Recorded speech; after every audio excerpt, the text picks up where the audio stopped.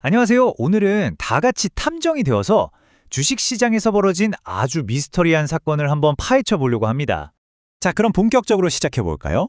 오늘 우리가 살펴볼 회사는 바로 덕양에너젠이라는 수소기업입니다. 최근에 막 상장을 했는데요. 진짜 이상한 건 시장 전체가 불타오르던 바로 그날 유독 이 주식만 갑자기 10% 넘게 폭락했다는 거죠. 이 미스터리를 풀려면 뭐니 해도 사건 현장부터 제대로 파악해야겠죠. 문제의 회사는 덕양에너젠이고요. 사건은 1월 30일, 그러니까 신규 상장한 지 얼마 안 됐을 때 터졌습니다. 사실 이 회사는 초반에 분위기가 아주 좋았어요. 한때는 주가가 2배까지 치솟기도 했거든요. 그런데 바로 그 직후에 이렇게 아무도 예상 못한 급락이 찾아온 겁니다.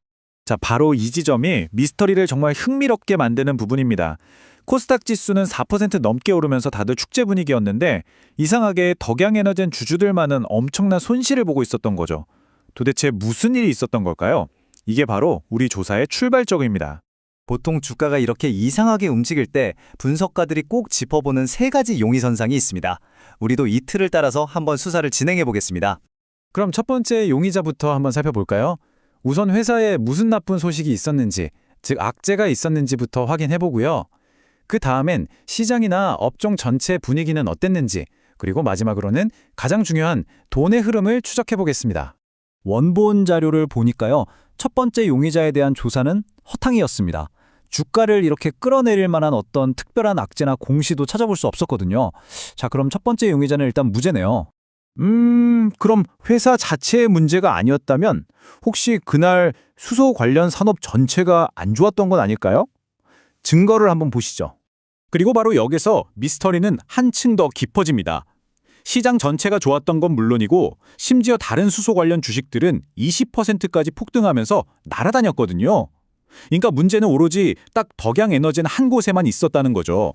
자, 악재도 아니고 시장 탓도 아니다. 그럼 이제 우리의 수사망은 마지막이자 가장 유력한 용의자에게로 좁혀집니다. 바로 큰 선, 즉 기관 투자자들이죠. 여기 결정적인 단서가 나왔습니다. 데이터를 보니까 외국인 투자자들은 오히려 주식을 순매수하고 있었어요. 그런데 투자 신탁이나 보험사 같은 국내 기관 투자자들이 어마어마한 양을 시장에 내다 팔고 있었던 겁니다. 이건 절대 우연일 수가 없죠. 이렇게 한꺼번에 물량을 쏟아내는 건 분명히 어떤 의도가 있다는 신호거든요. 분석관은 그 단서가 달력에 숨어 있다고 봤습니다. 핵심은 바로 보호예수라는 제도입니다. IPO, 즉 기업 공개를 하고 나면 주요 주주들이 일정 기간 동안 주식을 팔 수 없게 묶어두는 건데요. 덕양에너젠의 한 달짜리 보호예수 기간이 바로 2월 28일에 끝날 예정이었습니다. 그 말은 곧 시장에 엄청난 양의 주식이 새로 풀릴 수 있다는 뜻이죠. 자, 그러니까 이런 추리가 가능해집니다. 이 기관 투자자들은 보호예수 기간이 끝나서 대규모 물량이 쏟아져 나오면 주가가 떨어질 거라고 예상한 거죠. 그래서 그 전에 한 발 앞서서 자신들이 가진 주식을 미리 팔아치우는 전략을 썼을 가능성이 매우 높다는 겁니다. 자, 이제 범인도 찾았고 범행 동기까지 알아냈습니다. 그럼 투자자 입장에서 가장 중요한 질문이 남았죠. 과연 이 상황은 피해야 할 위기일까요? 아니면 정말 드물게 찾아온 기회일까요? 원본 자료의 분석에 따르면 이건 위기를 가장한 기회에 가깝다고 합니다.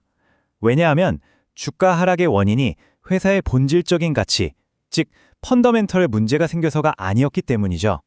이건 기술적인 아주 단기적인 수급 문제였다는 겁니다. 이런 해석을 바탕으로 잔요에서는 아주 구체적인 투자 전략과 함께 우리가 주목해야 할 핵심 가격대를 제시하고 있습니다. 첫 번째로 2만 원을 아주 중요한 지지선으로 보고 있습니다. 이 가격이 바로 상장할 때의 공모가인데요. 투자자들의 심리적인 마지노선이라고 할 수 있죠. 이 가격은 지켜줘야 한다는 겁니다. 그리고 목표 주가는 4만 원을 제시합니다. 특별한 악재 없이 단기적인 수급 문제로 떨어진 것이기 때문에 이 문제가 해결되면 주가는 이전 고점까지 충분히 회복할 수 있다는 분석인 거죠. 이 시나리오대로라면 잠재적으로 100%에 달하는 수익률을 기대해 볼 수 있는 구조가 만들어집니다. 겉보기에는 재앙 같았던 상황이 알고 보니 엄청난 기회가 될 수도 있다는 거죠. 그래서 핵심 결론은 이겁니다. 주가 하락의 표면만 보지 않고 그 이유를 깊이 파고들어 이해하면 이번 사태는 위험 신호가 아니라 오히려 전략적으로 주식을 사모을 수 있는 기회로 해석될 수 있다는 거죠. 그리고 이 사건은 우리에게 마지막으로 이런 질문을 던집니다. 시장의 큰 손들이 갑작스럽게 움직일 때 그것은 과연 우리에게 보내는 경고일까요? 아니면 초대장일까요? 그들의 진짜 의도를 읽어내는 것, 그게 바로 시장에서 가장 어려운 퍼즐이 아닐까 싶습니다.